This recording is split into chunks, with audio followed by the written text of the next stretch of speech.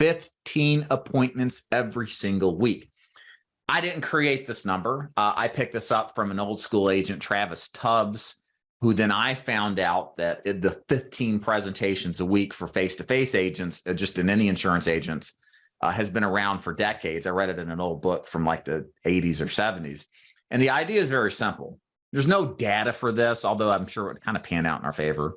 But if you can do 15 final expense face-to-face appointments every week, what you tend to find happen with those agents who commit to that number of appointments weekly is that there's a lot better stability in production week to week to week.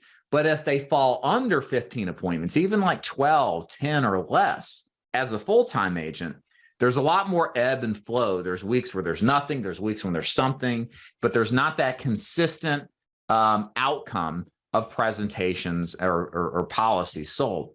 So if you're doing this part-time, you should just duplicate what others have told you they have seen success from, one of which is this 15 presentations a week thing. Are there agents that make a lot of money with less presentations? Sure.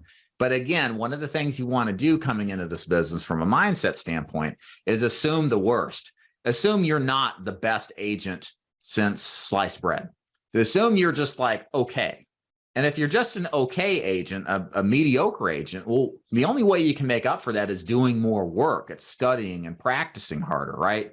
So that's why you want to take this 15 appointment process and make it the standard operating procedure for each week that you're selling final expense in person.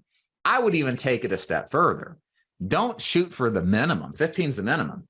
Shoot for 20 or more. If you shoot for 20, right, you're shooting for the stars, but you're ending up hitting the moon, right? So even if you don't get 20 and you do around 15 or a few more, you're still within that buffer of acceptable production that consistently produces outcomes on a much more consistent basis.